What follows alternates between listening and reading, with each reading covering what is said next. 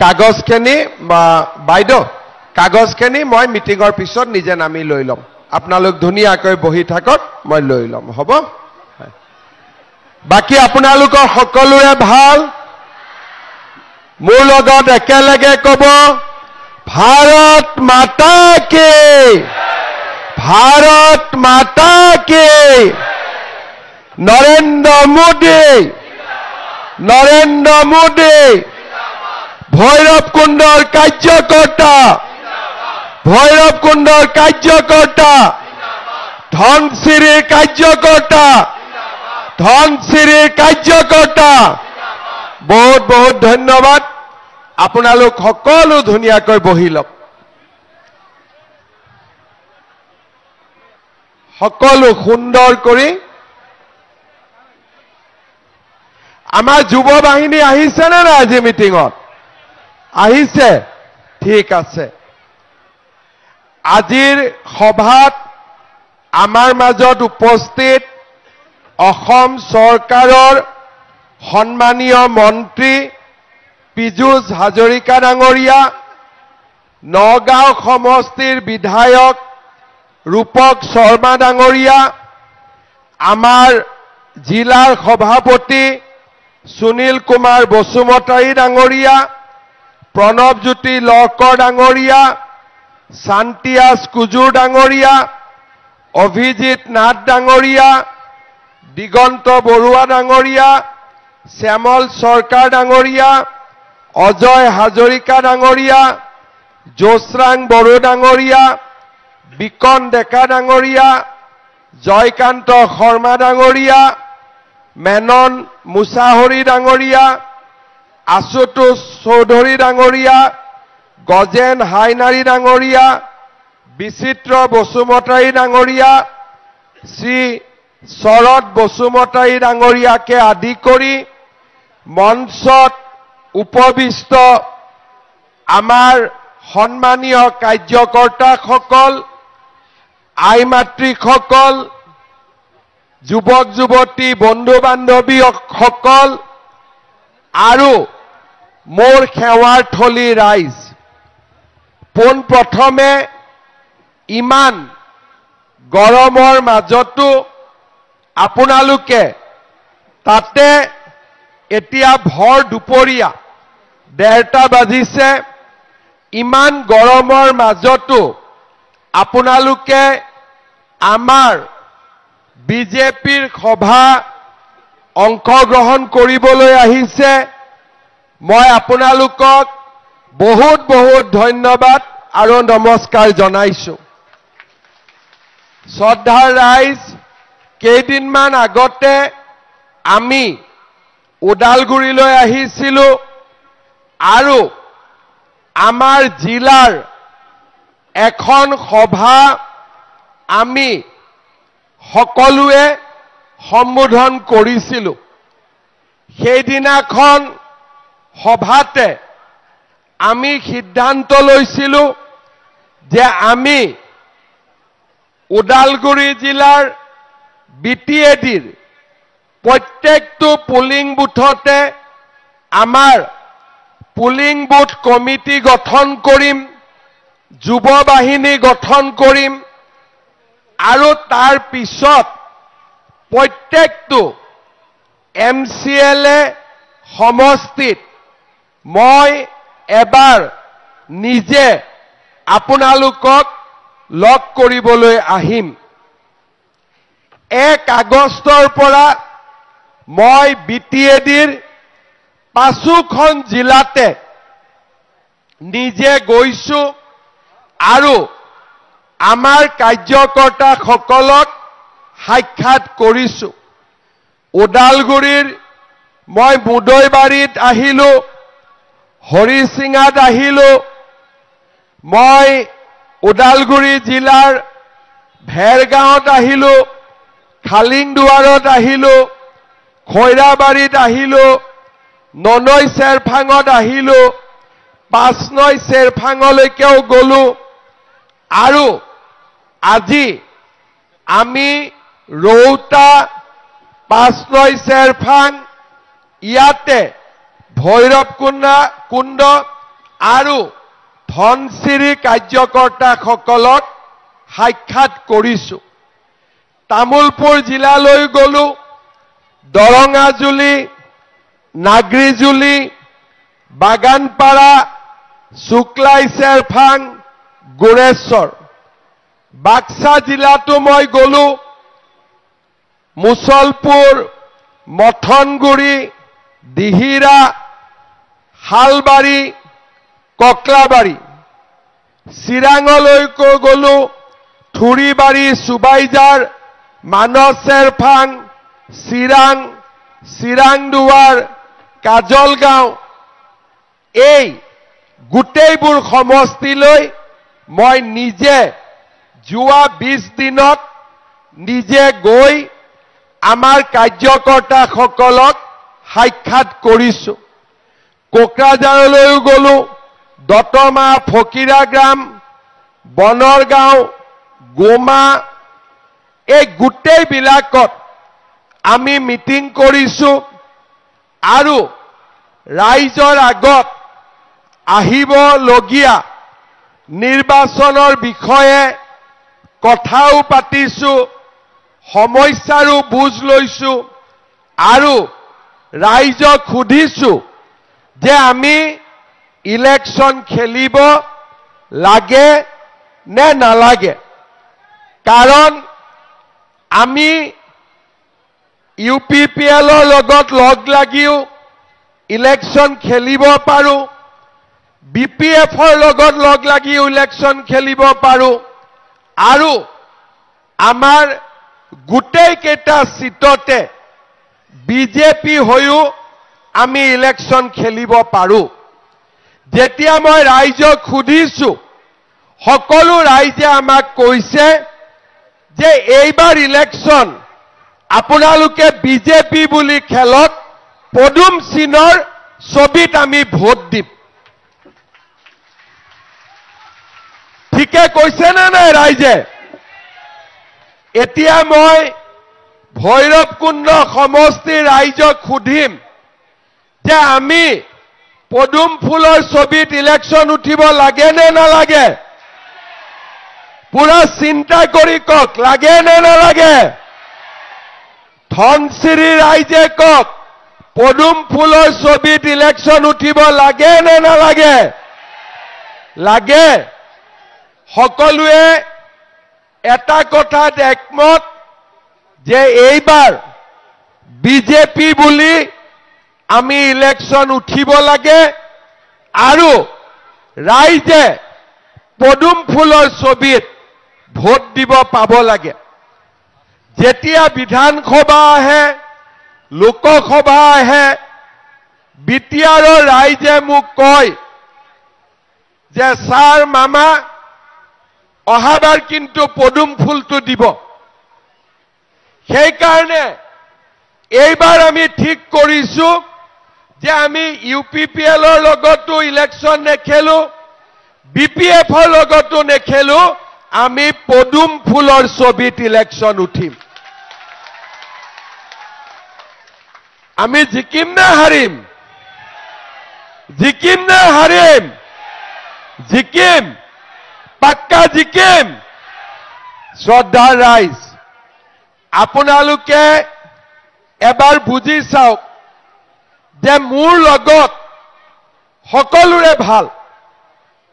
যদি মই প্ৰমোদ বড়োক অনুৰোধ কৰো যে বিজেপিক 10টা সিট দিয়ক, আপুনি 30টা খেলক, আজিয়ে মিত্ৰতা হ'ব। যদি মই হাগ্ৰামা মহিলাৰীক কওঁ যে আমাক 10টা দিয়ক, আপুনি 30টাত খেলক, আমাৰ মিত্ৰতা হ'ব। কিন্তু এইবাৰ আমি মনত ভাবিছো যে সবে এবাৰ এবাৰ কোকৰাঝাৰত চৰকাৰ কৰিলে, এইবাৰ অন্তত বিজেপিৰ চৰকাৰ কোকৰাঝাৰত হ'ব লাগে। হয়নে নহয়?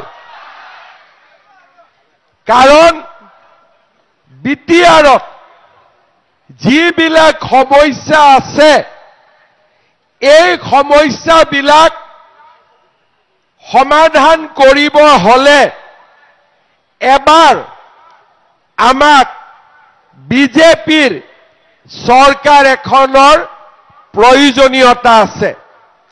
শ্ৰদ্ধা ৰাইজ, 2003 চনত তেতিয়া অটল বিহাৰী বাজপেয়ী আছিলে, লালকৃষ্ণ আদৱানী আছিলে। বড়োলেণ্ডত চাৰিওফালে আন্দোলন,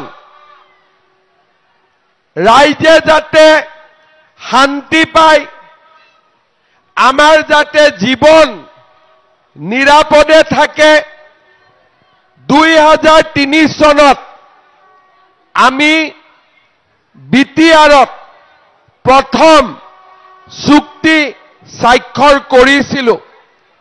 চুক্তিত এই কথা লিখা আছিলে যে 2003 চনৰ আগতে যিসকল ৰাইজ বড়োলেণ্ডত থাকিব বা আছে, তেওঁলোকৰ মাটি বাৰী ভূমি সম্পত্তিৰ অধিকাৰ সুৰক্ষিত থাকিব আৰু চৰকাৰী আঁচনি আৰু উন্নয়ন সকলোকে সমদৃষ্টিৰে কৰা হ'ব। 2003 চন পাৰ হৈ গ'ল। আজি আমি 2025 চনত থিয় দিলো। তাৰ মানে 2003 চনত যিজন ল'ৰা মাকৰ কোলাত আছিলে, সেই ল'ৰাজন আজি 22-23 বছৰ হ'ল। তাৰ মানে বড়োলেণ্ড চুক্তি হোৱাৰ সময়ত যি ল'ৰা মাকৰ কোলাত আছিলে, 22 বছৰ পাৰ হৈ গ'ল, সি এতিয়া 22 বছৰীয়া যুৱক হ'ল। এই 22 বছৰত আমাৰ জীৱনেদি বহুত নদীৰ পানী বাগৰি গ'ল, কিন্তু মই দেখা পাওঁ যে বিটিআৰৰ ৰাইজৰ অন্তৰত কৰবাত নহয় কৰবাত দুখ থাকি গ'ল। সমস্যাবিলাক উন্নতি হৈছে, ৰাস্তা ঘাট হৈছে, কিন্তু কৰবাত নহয় কৰবাত আমাৰ যেন এতিয়াও মনত দুখ আৰু বেদনা চলি থাকিল। 2020 চনত যিহেতু ৰাইজ পুৰা সন্তুষ্ট নহল, 2020 চনত আকৌ বিটিআৰ চুক্তি হ'ল। যেতিয়া বিটিআৰ চুক্তি হ'ল, তেতিয়া আমি ৰাইজক কৈছিলোঁ, নৰেন্দ্ৰ মোদী ডাঙৰীয়াই যেতিয়া বিটিআৰ চুক্তি কৰিলে, তেতিয়া আমি ৰাইজক কৈছিলোঁ যে আৰু ভৱিষ্যতে বিটিআৰত সাম্প্ৰদায়িক সংঘৰ্ষ নহ'ব, গোষ্ঠীগত সংঘৰ্ষ নহ'ব, AK-47 বন্দুক পিস্তল বিটিআৰত আৰু কেতিয়াও নোলাব, বন্দুকৰ ৰাজনীতি শেষ হ'ব। আমি পাৰিম নে নোৱাৰিম নাজানিছিলোঁ। 2021 চনত মই অসমৰ মুখ্যমন্ত্ৰী হলো। মোক অমিত শ্বাহ ডাঙৰীয়াই দায়িত্ব দিছিলে যে বিটিআৰত আৰু এটাও গুলি হ'ব নালাগে, এটাও বোমা বিস্ফোৰণ হ'ব নালাগে। বিটিআৰত শান্তি স্থায়ীভাৱে উভতি আহিব লাগে। 5 বছৰ হৈ গ'ল। 2021 চনৰ 10 মে তাৰিখে মই অসমৰ মুখ্যমন্ত্ৰী হৈছিলোঁ আজি প্ৰায় 4 বছৰ 6 মাহ হৈ গ'ল মই আজি আপোনালোকৰ আগত থিয় হৈ এই কথা মই ক'ব পাৰো যে মই মুখ্যমন্ত্ৰী হৈ থকা সময়ত বিটিআৰত এজনো মানুহ গুলিত মৰিবলগীয়া হোৱা নাই এটাও বোমা বিস্ফোৰণ হোৱা নাই কংগ্ৰেছৰ দিনত যি সাম্প্ৰদায়িক সংঘৰ্ষ গোষ্ঠীগত সংঘৰ্ষ আজি এটাও কোনো বেয়া ঘটনা সংঘটিত হোৱা নাই যিমানবিলাক মানুহৰ হাতত AK-47 আছিলে বন্দুক আছিলে পিস্তল আছিলে সকলো মূল খুঁটিলৈ উভতি আহিল আৰু মানুহৰ হাতত থকা বন্দুকবিলাক চৰকাৰৰ হাতত উভতি আহিলে আজি বিটিআৰ নিৰাপদ ইয়াত আজি ৰাইজে শান্তিত বাস কৰে ইয়াৰ পিছত দ্বিতীয় শান্তি আহিলে বিটিআৰত এতিয়া আন্দোলনো নাই আৰু সকলো ৰাইজে চৰকাৰক বিশ্বাস কৰে আজি বিটিআৰত সম্পূৰ্ণ শান্তিৰ এক নতুন পৰিৱেশ সৃষ্টি হৈছে আগতে বিটিআৰত ইলেকশ্যন কেনেকৈ হৈছিল মটৰচাইকেলত আহিব বন্দুক থাকিব ৰাইজক ক'ব যে অমুক জায়গাত ভোট দিব লাগিব ৰাইজে ভোট দি দিয়ে কাৰণ জীৱনটোতো ডাঙৰ কিন্তু আজি বিটিআৰত কোনেও বন্দুক লৈ ভোট নোখোজে ৰাইজক নমস্কাৰ কৰি এতিয়া ভোট খোজে হয়নে নহয় এইবাৰ ক্যান্ডিডেট বিলাকে আপোনালোকক নমস্কাৰ কৰি ভোট খুজি আছে নে নাই কাৰণ হাতত বন্দুকে নাই বন্দুক বিলাক মই সব লৈ ললো বন্দুক মোৰ হাতত এতিয়া বন্দুক দিছপুৰত বিটিআৰত বন্দুক নাই বন্দুক লোৱা মানুহে এতিয়া নমস্কাৰ কৰিব শিকিছে এতিয়া মই আগৰ যিবিলাক উগ্ৰপন্থী লোক আছিলে মই লগ পাওঁ মোক কয় দাদা এবাৰ ইলেকশ্যন উঠিম কেনেকৈ ইলেকশ্যন উঠিব তো কোনে ভোট দিব বাবা বোলে নাই মই ৰাইজৰ কাম কৰি আছো ৰাইজে মোক ভাল পায় তাৰ মানে বন্দুক লোৱা মানুহে এতিয়া ৰাইজৰ কাম কৰে ভোট পাবৰ কাৰণে হয়নে নহয় এই পৰিৱেশ কোনে আনিলে যদি দিল্লীত বিজেপি নাথাকিলেহেঁতেন দিছপুৰত বিজেপি নাথাকিলেহেঁতেন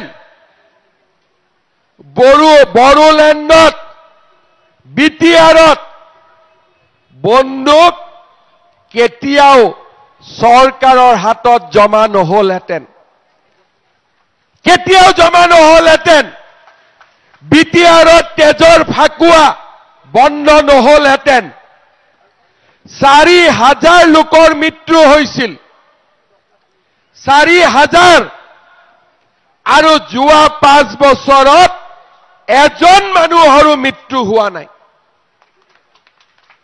এয়া হল পাৰ্থক্য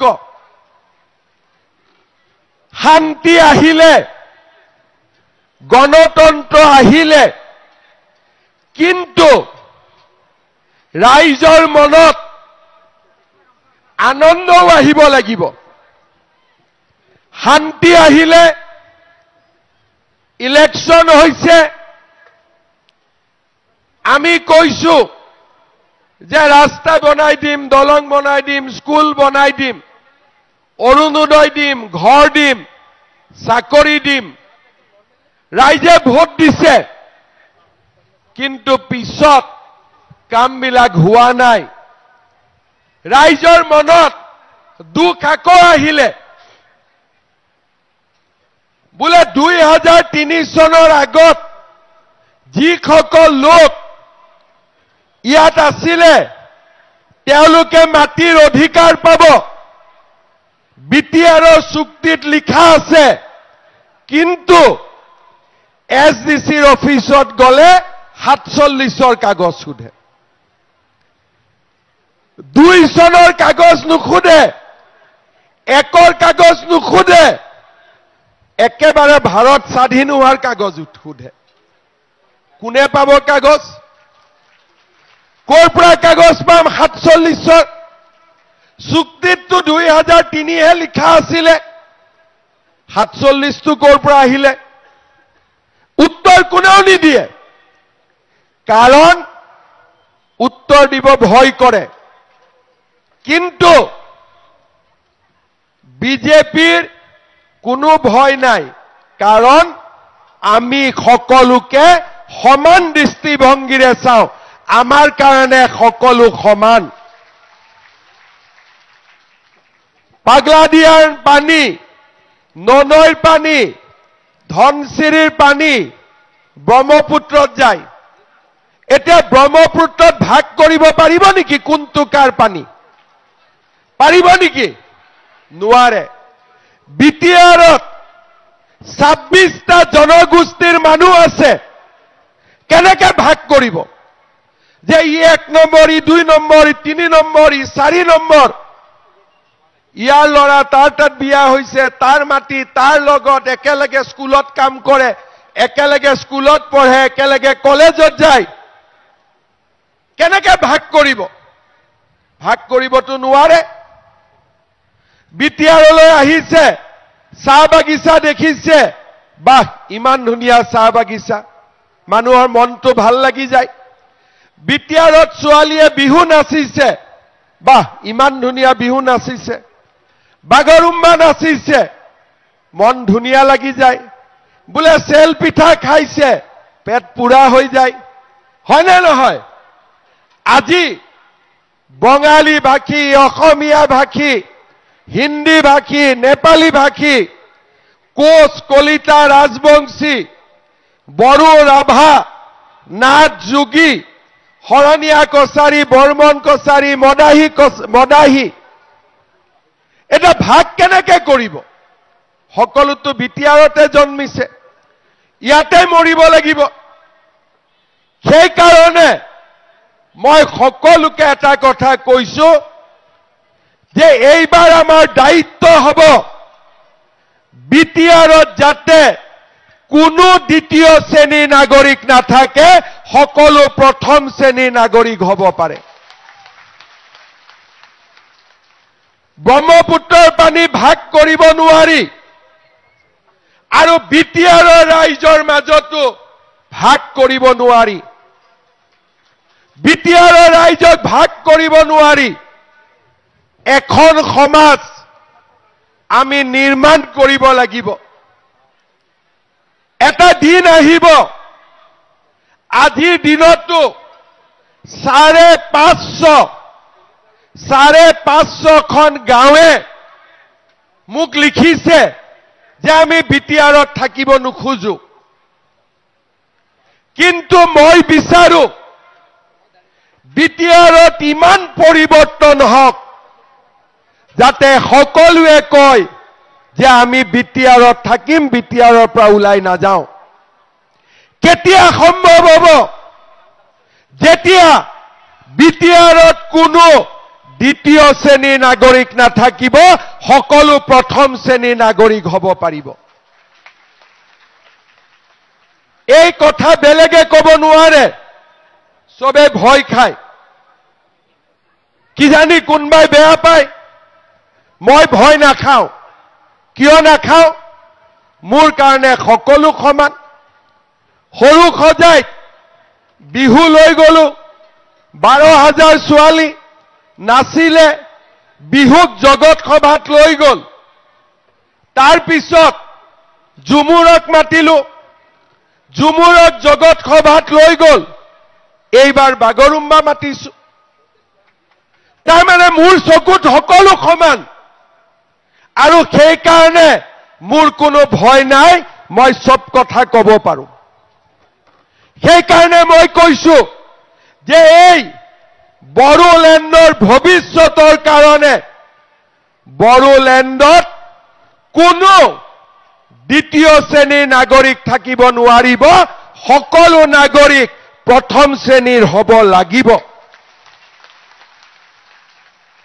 বাকি কোনেও ক'ব নোৱাৰে কলে ভাবে অমুকে বেয়া পাব নেকি মুকতো বেয়া পালেও মই নিজে বেয়া নাপাম মই ভালে পাই থাকিম মুক বেয়া পালেও মই ভাল পাম গতিকে মুক বেয়া পায়ে লাভ নাই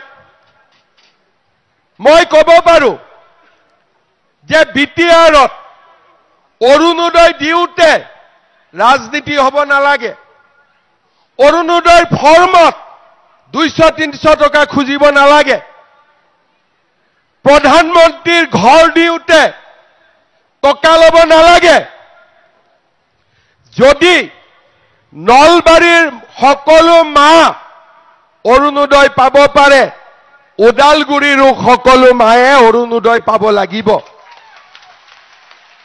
যদি জাগিৰোডত নগাঁৱত জালুকবাৰীত সকলো মায়ে যদি লাখপতি বাইদেউৰ 10,000 টকা পাব পাৰে ওদালগুৰিতো সকলোৱে পাব লাগিব যদি প্ৰধানমন্ত্ৰীৰ ঘৰ সকলো দুখীয়া মানুহে পাব পাৰে বিটিআৰতো টকা নিদিয়াকৈ প্ৰধানমন্ত্ৰীৰ ঘৰ পাব লাগিব যদি দেউতাকৰ মাটি পুতেকৰ নামত বেলেগ জাগাত নামজাৰি হ'ব পাৰে ওদালগুৰিতো হ'ব পাৰিব লাগিব লাগিবনে নালাগে যদি মিছন বসুন্ধৰাত অসমৰ খিলঞ্জীয়া 15 লাখ মানুহে মাটিৰ অধিকাৰ পাব পাৰে তেতিয়া হলে বিটিআৰতো 26টা জনগোষ্ঠীৰ লোকে মাটিৰ অধিকাৰ পাব লাগিব কাৰণ এখনে অসম দুখন অসম নহয় 22 তাৰিখে মই নলবাৰীত যাম আপোনালোকে টিভিত চাব 40,000 মহিলাক মই লাখপতি বাইদেউৰ টকা দিম 23 তাৰিখে পিজুত হাজৰিকাৰ সমষ্টিত যাম 38,000 মহিলাক লাখপতি বাইদেউৰ টকা দিম 25 তাৰিখে মই মাৰ্ঘেৰিটাত যাম তাত লাখপতি বাইদেউৰ টকা দিম ওদালগুৰিৰ মায়ে টিভিত চাই থাকিলে নহব আপোনালোকেও পাব লাগিব লাগিবনে নালাগে লাগিবনে নালাগে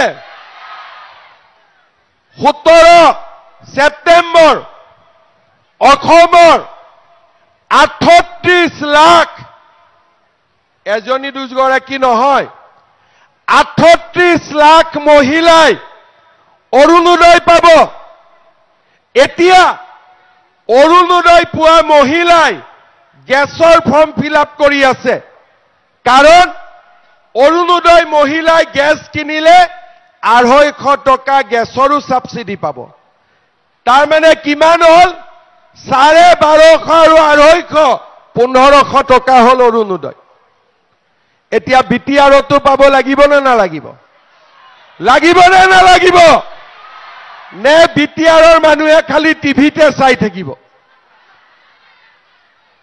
টিভিত চাবনে ইয়াতো পাব লাগিব কিন্তু ইয়াত পাবৰ কাৰণে আকৌ ভিচিডিচিৰ মূৰতো তেল দিব লাগিব হয় নে নহয় মই ইয়াত খুদু যে অৰুণোদয় পোৱা নাই কিয় বোলে স্যাৰ ভিচিডিচিয়ে নামটো দি দিলে বোলে ঘৰ কিয় পোৱা নাই, বোলে ভিচিডিচিয়ে নিদিলে। মই বোলে বস্তুটো কি ভিচিডিচি, এই বস্তুটো কি? সেইকাৰণে বিজেপিৰ চৰকাৰ আহিব, অৰুণোদয় প্ৰধানমন্ত্ৰীৰ ঘৰ ডাইৰেক্ট পাব, কোনো ভিচিডিচি নাথাকিব, কোনো ভিচিডিচি নাথাকিব। এই বিটিআৰক আজি 22 বছৰে এই ভিচিডিচি বোলা বস্তুটোৱে খুলি খুলি খাই আছে। ঠিকে কৈছো নে নাই? মই বেলেগে কব সাহস নকৰে, কাৰণ বেলেগে কলে মোক কৈ আছে যে ভোট বোলে ভিচিডিচিৰ হাততে থাকে। মই বোলো দেখ তেনেকে ৰাজনীতি হয় নেকি? ভোট মোৰ মাৰ লগত আছে, মোৰ বাবাৰ লগত আছে, আপোনালোকৰ লগত আছে, হয় নে নহয়? যদি আমি বন্দুক বন্ধ কৰিব পাৰিছো, ভিচিডিচিও আমিয়ে বন্ধ কৰিব পাৰিম, বেলেগে নোৱাৰে, হয় নে নহয়? আৰু সেইকাৰণে আমাক বিটিআৰক পৰিৱৰ্তন লাগে, দলৰ পৰিৱৰ্তন নহয়, ব্যৱস্থাৰ পৰিৱৰ্তন লাগে। অসমত যদি মহিলাই লাখপতি বাইদেউ পাব পাৰে, প্ৰধানমন্ত্ৰীৰ ঘৰ পাব পাৰে, অৰুণোদয় পাব পাৰে, বাপেকৰ মাটি লৰাৰ নামত নামজাৰি হ'ব পাৰে, আৰু অসমত যদি চৰকাৰী চাকৰি 1 টকাও ঘোষ নিদিয়াকৈ পাব পাৰে, তেতিয়াহ'লে কোকৰাঝাৰৰ চাকৰিও 1 টকা ঘোষ নিদিয়াকৈ পাব লাগিব। মই ঠিক কৈছো নে নাই? এইবিলাক কথা বেলেগ ৰাজনৈতিক দলে ক'ব নোৱাৰে, কাৰণ চবৰে ভয় আছে। কিন্তু মোৰ ভয় নাই, কাৰণ মই এটাই কথা মানো যে ব্ৰহ্মপুত্ৰ নদীৰ পানী ভাগ ভাগ কৰিব নোৱাৰি, বিটিআৰৰ ৰাইজকো ভাগ ভাগ কৰিব নোৱাৰি, সকলো সমান। ধনী দুখীয়া সকলো জাতি জনগোষ্ঠী ইয়াতে জন্মিছো, ইয়াতে মৰিব লাগিব। কোনোতো বাংলাদেশত ঘৰ নাই, থাকিলেতো মই পঠিয়াই দিলোহেঁতেন, যেনেকে উৰিয়াম ঘাটত পঠাই আছো, হয়নে নহয়? আমাৰতো ইয়াতে জন্ম, ইয়াতে মৰিব লাগিব। আৰু সেইকাৰণে 26টা জনগোষ্ঠীৰ মাজত আমি একতাৰ পৰিৱেশ আনিব লাগিব। ইয়াতে মই সুধিছিলো, ভৈৰৱকুণ্ড ধনচিৰিত কোন থাকে? অসমীয়া ভাষী, বড়ো, আদিবাসী, নেপালী, বেংগলী, হিন্দী ভাষী, মুছলিম, আৰু ভৈৰৱকুণ্ডত সুধিছিলো কোন থাকে? আমাৰ ভৈৰৱকুণ্ডতো অসমীয়া ভাষী, বড়ো ভাষী, আদিবাসী, নেপালী, বেংগলী, হিন্দী ভাষী, ৰাভা, গাৰো, মুছলিম কেনেকে ভাগ কৰিব? সকলো একে, সকলোৱে সুবিধা পাব লাগিব, সকলোৱে আগবাঢ়ি যাব লাগিব।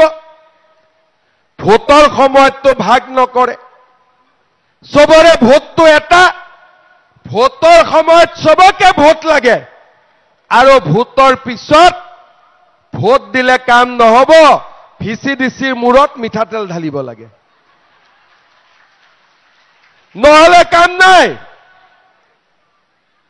নহলে আঁচনিও নাই।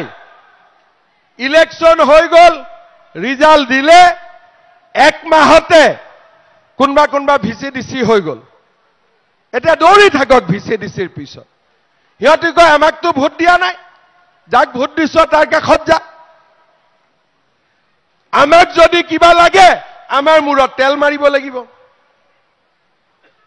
যেতিয়া মানুহৰ শনি গ্ৰহ বেয়া থাকে, হনুমানৰ মূৰ্তিত মিঠাতেল ঢালে শনিবাৰ আৰু মঙলবাৰে।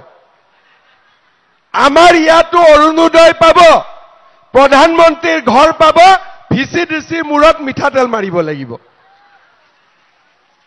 হয় নে নহয়?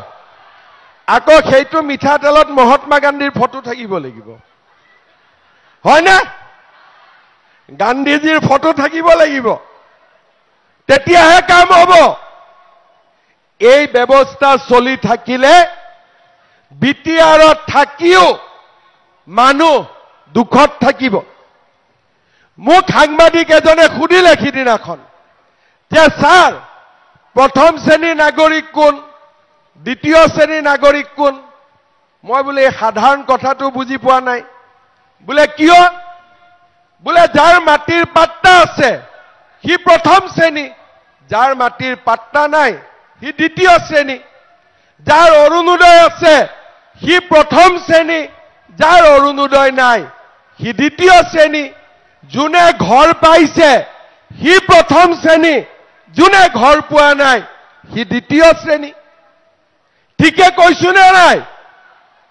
এতিয়া যদি সকলোৱে অৰুণোদয় পায়, মাটিৰ অধিকাৰ পায়, টকা নিদিয়াকৈ চাকৰি পায়, প্ৰধানমন্ত্ৰীৰ ঘৰ পায়, সকলো প্ৰথম শ্ৰেণী। আৰু এই কাম কোনে কৰিব পাৰিব? অকল বিজেপি দলে কৰিব পাৰিব, আৰু কোনেও কৰিব নোৱাৰে। কাৰণ বিজেপিৰ মনত কাৰো প্ৰতি ঘৃণা নাই। বিজেপিয়ে সকলোকে সমান চকুৰে চায়, আৰু সেই কাৰণেই মই আপোনালোকৰ আগত থিয় হৈ মোৰ ক'ব সাহস আছে যে মোক ভিচিডিচিৰ ভোট নালাগে, মোক ৰাইজৰ ভোট লাগে, মোক ৰাইজৰ ভোট লাগে। কোনবাই কয় ছাৰ দুই এটা ভিচিডিচিত বিজেপিও আছে। মই বোলে সেইকেইটাৰো ভোট মোক নালাগে। যোনে গণ্ডগোল কৰে তাক নালাগে, কাৰণ মোদী ডাঙৰীয়ে দিয়াই টকা, দিছপুৰে দিয়া টকা ডাইৰেক্টলি দুখীয়া ৰাইজে পাব লাগিব। সেইটোৱে হৈছে ৰাজনীতি। বেলেগ ৰাজনীতি কৰি লাভ নাই। বেলেগ ৰাজনীতি ময়ো কৰিব পাৰো। বোলে তুমি দুটা মই দুটা, পিঠাখন ভাগ কৰি খাব বৰ ভাল। কোনবাই অলপ বেছি পাব, কোনবাই অলপ কম পাব, কিন্তু পিঠাখন আমি খাই লাভ নাই, পিঠাখন ৰাইজে খাব পাব লাগিব। আমি খালে কি হ'ব? দুখীয়া ৰাইজক যাক দৰকাৰ আছে, যাৰ ঘৰত টিং নাই তাক ঘৰ লাগে, আমাক ঘৰ নালাগে। এই কথা আমি ৰাজনীতি কৰা মানুহসকলে বুজি পাব লাগিব। আৰু সেই কাৰণে মই আৰু আমাৰ দলে সিদ্ধান্ত লৈছে, দিল্লীত বিজেপি, দিছপুৰত বিজেপি, কোকৰাঝাৰতো বিজেপি। ঠিকে কৈছো নে নাই? ভৈৰৱকুণ্ডত বিজেপি জিকিবনে নাই? জিকিবনে নাই? জিকিবতো। মই কিন্তু আপোনালোকৰ সাহসতে বাহাদুৰি মাৰি আছো। বোলে গছত উঠি কাটি দিলে তেতিয়া গণ্ডগোল হ'ব। হা? জিকিবতো। ধনশিৰিত জিকিবনে নাই? জিকিবনে নাই? কাৰণ বিটিএডিত সকলো সমস্যা এবাৰ যদি আমি সমাধান কৰি দিওঁ, আৰু বিটিএডিৰ পৰা কোনেও ওলাই যাওঁ বুলি নকব। কিন্তু যেতিয়ালৈকে বিটিআৰত দ্বিতীয় শ্ৰেণীৰ নাগৰিক থাকিব, কোনো মানুহ শান্তিত থাকিব নোৱাৰিব। সেই কাৰণে বিটিআৰৰ মংগলৰ কাৰণে বিটিআৰক সকলো দিশত আগুৱাই লৈ যাবলৈ আমাক বিজেপিৰ চৰকাৰ লাগিব। কংগ্ৰেছৰ নেতা এজনে কৈছিলে যে আমাৰ দিনত আমি দিছপুৰত থাকিছিলো আৰু কোকৰাঝাৰত আমি একো নাচাইছিলো। তেতিয়া মই এটাই কথা মনত ভাবিছিলো যে অসমৰ মুখ্যমন্ত্ৰীক বিটিআৰৰ মানুহে ভোট দিয়ে নে নিদিয়ে? বিধানসভাত আপোনালোকে ভোট দিয়ে নে নিদিয়ে? যদি মুখ্যমন্ত্ৰীজন বাহিৰে বাহিৰে থাকে, সমস্যাৰ সমাধান হ'ব নেকি? আৰু সেই কাৰণে যোৱা 5 বছৰত মই 200 বাৰতকৈও বেছি বিটিআৰলৈ আহিছো। কাৰণ যেনেকে দিছপুৰৰ মই মুখ্যমন্ত্ৰী, যোৰহাটৰ মই মুখ্যমন্ত্ৰী, ডিব্ৰুগড়ৰ মই মুখ্যমন্ত্ৰী, মই ওদালগুৰি আৰু কোকৰাঝাৰৰো মই মুখ্যমন্ত্ৰী। আমি দায়িত্ব পালন কৰিব জানো। আমি ৰাইজৰ হৃদয়ৰ দুখ আৰু কষ্ট আমি অনুভৱ কৰিব পাৰো। আৰু তাৰ কাৰণে মোদী ডাঙৰীয়াই ৰাইজক বিনা পইচাত চাউল দিয়ে, 5 লাখ টকাৰ চিকিৎসা সাহায্য দিয়ে, ঘৰ দিয়ে, কৃষক সন্মান নিধি দিয়ে, আমি অৰুণোদয় দিওঁ, নিযুত মইনা দিওঁ, 2 লাখ ল'ৰাক চাকৰি দিওঁ, 2 লাখ ল'ৰাক ব্যৱসায় কৰিবৰ কাৰণে পুঁজি দিওঁ, লাখপতি বাইদেউ দিওঁ, অসম মালাৰ ৰাস্তা বনাওঁ। এটা দিন আমি জিৰণি নলওঁ। প্ৰতিটো পল, প্ৰতিটো ক্ষণ আমি ৰাইজৰ কাৰণে কাম কৰোঁ। আৰু তাৰ কাৰণেই আজি বিটিআৰৰ গোটেই বন্দুক আমাৰ হাতত। কোনোবাই বন্দুক মাৰিব খুজিলেও ঘৰত বন্দুক নাই, গাঁতৰ তলত থকা কেইটাও উলিয়াই লৈ গৈছো। কিয়? অসমৰ মুখ্যমন্ত্ৰী হিচাপে ৰাইজক নিৰাপত্তা দিয়া আমাৰ দায়িত্ব। সেই দায়িত্ব মই পালন কৰিছো। কোনোবা এজন নেতাক সুধিব যে বিটিআৰৰ 40টা সমষ্টিৰ নাম ফটাফট কৈ দিব লাগে। কোনবাই পাৰে নোৱাৰে নাজানো, মই কিন্তু ফটাফট কৈ দিম। কাৰণ সকলোতে মই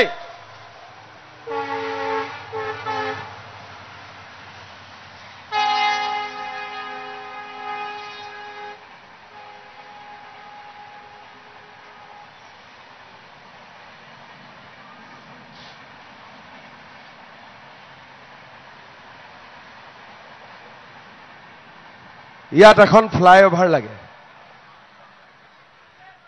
লাগে নে নালাগে? সকলো সমষ্টিতে যোৱা 5 বছৰত মই গৈছো, য'ত যেনেকে পাৰো ৰাইজৰ কাম কৰিছো। কিন্তু কোকৰাঝাৰত আমাৰ চৰকাৰ নাছিলে। 9খন সিটত আমি জিকিছিলো। যোৱাবাৰ ভৈৰৱকুণ্ডত আমি অকণমান ভোটত, যোৱাবাৰ আমি ভৈৰৱকুণ্ডত 1000 ভোটত আমি হাৰি গৈছিলো। তেনেকে 9টামান সমষ্টিত আমি 1000 মান ভোটত হাৰি গৈছিলো।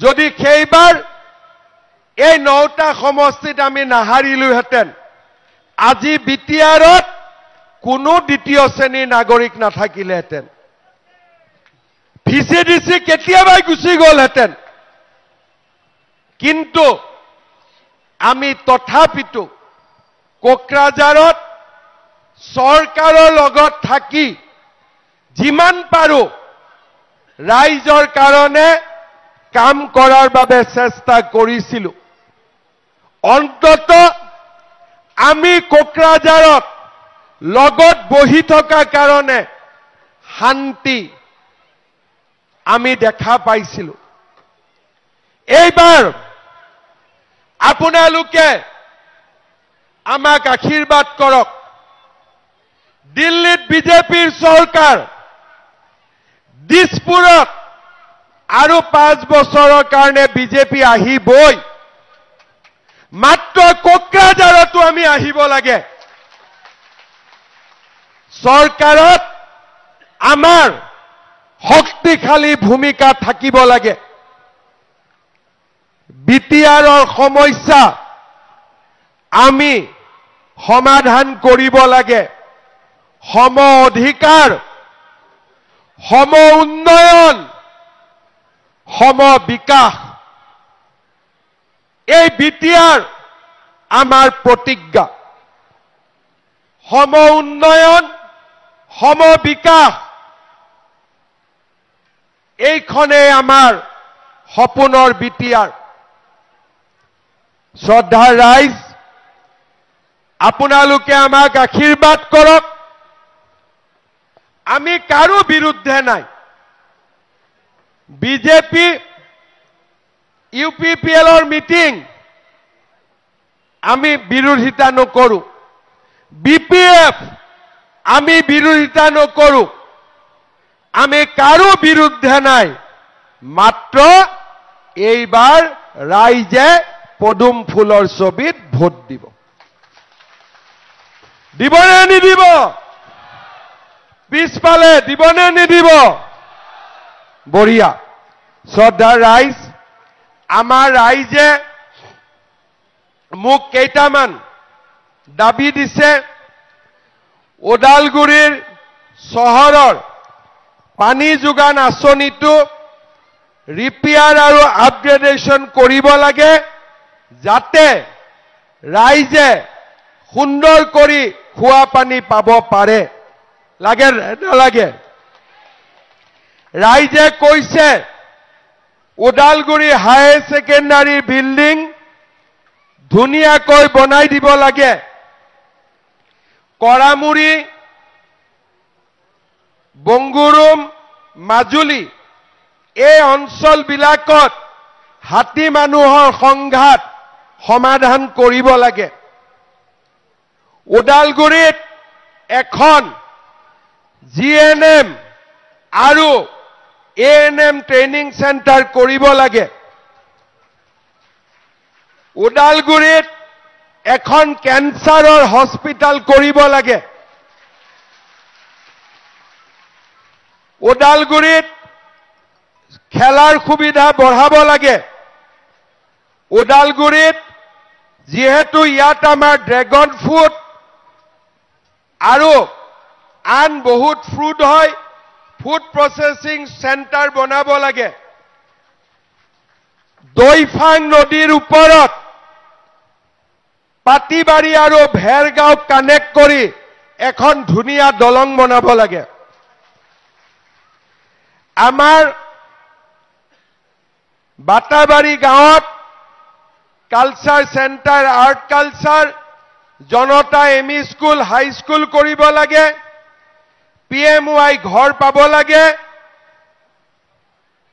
আৰু অৰুণোদয় যিসকল মহিলা বাদ পৰি গৈছে বেছিকৈ অৰুণোদয় দি হলেও সকলো মহিলাক অৰুণোদয় আঁচনি দিব লাগে ভৈৰৱকুণ্ডক তুৰি ঝাপ কৰিব লাগে বৰিগাঁৱত গৰাখহনীয়া ৰোধ কৰিব লাগে এইখিনি কামটো 3 মাহতে হৈ যাব হয় না নহয় আৰু ডাঙৰ কাম কৰিব লাগিব আমাৰ বিটিআৰৰ সুকে কোনে ৰাইজৰ যিমান সমস্যা আছে এটা এটাকৈ লিষ্ট বনাই অহা 5 বছৰ যিমান পাৰো দিল্লী দিছপুৰৰ পৰা টকা আনি আমি বিটিআৰক নতুন দিগন্তলৈ লৈ যাব লাগিব। শ্ৰদ্ধা ৰাইজ, আপোনালোকে আশীৰ্বাদ কৰিব।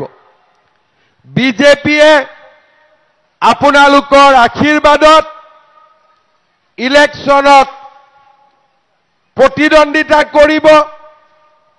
ছেপ্টেম্বৰ মাহত মই আকৌ আপোনালোকৰ মাজত আহিম। তেতিয়ালৈকে কেণ্ডিডেটো হ'ব, ইলেকশ্যনৰ পৰিৱেশো হ'ব।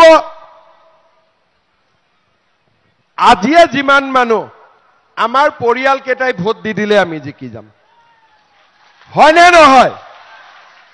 মই তাকে ভাষণ দি থাকোঁতে গন্তি কৰি আছো, এজনৰ পৰিয়ালততো 4টাকৈ ভোট আছে।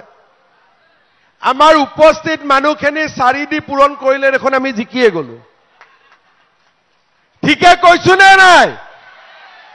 আৰুতো আহিব নোৱাৰা মানুহ আছেই। যোৱাবাৰ 1000ত হাৰিছিলো, এইবাৰ 5000ত ভৈৰৱকুণ্ড আমি জিকিব লাগিব, হয়নে নহয়? আৰু ধনশিৰো আমি জিকিব লাগিব। জিকিম নে নাই? আৰু 1 মাহ আপোনালোকে কষ্ট কৰক, পিছৰ 5 বছৰ মই কষ্ট কৰিম, হ'ব? 1 মাহ আপোনালোকে কষ্ট কৰিব, পিছৰ 5 বছৰ কষ্ট কৰাৰ কাম মোৰ। যেনেকে আজি আপোনালোকে দেখিছে, কোনে ভাবিছিলে যে তেজপুৰতো মেডিকেল হ'ব, মঙ্গলদৈতো মেডিকেল হ'ব, আকৌ আগত গৈ এইমছ হ'ব, আকৌ নলবাৰীতো মেডিকেল হ'ব। লিষ্টত দিয়া নাই, কিন্তু আপোনালোকক মই কৈ থৈ গৈছো যে মই ওদালগুৰিতো এখন মেডিকেল কলেজ কৰিম। মোৰ এইটো এজেণ্ডাত আছে। আমাৰ তামুলপুৰত মেডিকেল হ'ব, কোনে চিন্তা কৰিছিল? তামুলপুৰটো বাক্সা জিলাৰ সৰু জাগা এটা আছিলে। পাগলাদিয়াত দুখন দলং, তামুলপুৰত মেডিকেল। ওদালগুৰি ভূটানৰ সীমান্তত বহুত পানী আছে, খোৱা পানীৰ সমস্যা হ'ব নালাগে। পৰ্যটনৰ বহুত সম্ভাৱনা আছে। ইয়াৰ ৰাইজে কষ্ট কৰি খেতি কৰে, হৰ্টিকালচাৰ, আৰু আমাৰ যুৱক যুৱতী সকলো আগবঢ়া। মাত্ৰ এখন আমাক নিজৰ চৰকাৰ লাগে। 5টা বছৰত আমি ওদালগুৰি জীৱনলৈ অভূতপূৰ্ব পৰিৱৰ্তন আনিব পাৰিম। দিল্লীত বিজেপি, দিছপুৰত বিজেপি আৰু কোকৰাঝাৰত বিজেপি। পৰিৱেশ পৰিৱৰ্তন হ'ব। আমি এখন নতুন অসম, নতুন বিটিআৰ নিৰ্মাণ কৰিম। আকৌ এবাৰ কৈছো, ব্ৰহ্মপুত্ৰ নদীত গৈ বিজেপিয়ে পুঠিমাৰীৰ পানী নিবিচাৰে, ধনশিৰিৰ পানী নিবিচাৰে, পাগলাদিয়াত গৈ পাগলাদিয়াৰ পানী নিবিচাৰে। তেনেকে বিটিআৰত আহি কোন কি জাতি তাক আমি নিবিচাৰো। 26টা জনগোষ্ঠীৰ আমি একেলগে উন্নতি কৰিম। সেই হৈছে বিজেপিৰ সংকল্প। আপোনালোকে বিজেপিক ভোট দিব আৰু এখন নতুন বিটিআৰ এখন নতুন অসম নিৰ্মাণৰ কাৰণে আমাক আশীৰ্বাদ দিবনে নাই? পাক্কা বিজেপি জিকিব? পুৰা পাক্কা? তেতিয়াহ'লে মোৰ লগত ক'ব, ভাৰত মাতা কি, ভাৰত মাতা কি, নৰেন্দ্ৰ মোদী, নৰেন্দ্ৰ মোদী, অমিত শাহ, জেপি নাড্ডা, ভৈৰৱকুণ্ডৰ কাৰ্যকৰ্তা, ধনচিৰিৰ কাৰ্যকৰ্তা, ভাৰত মাতা কি, বন্দে বন্দে। বহুত বহুত ধন্যবাদ। ছেপ্টেম্বৰত আকৌ আহিম আৰু ভৈৰৱকুণ্ড আৰু ধনচিৰি দুইটাতে আমি জিকিব লাগিব। ঠিক আছে? বহুত বহুত ধন্যবাদ। জয় হিন্দ, বন্দে মাতৰম।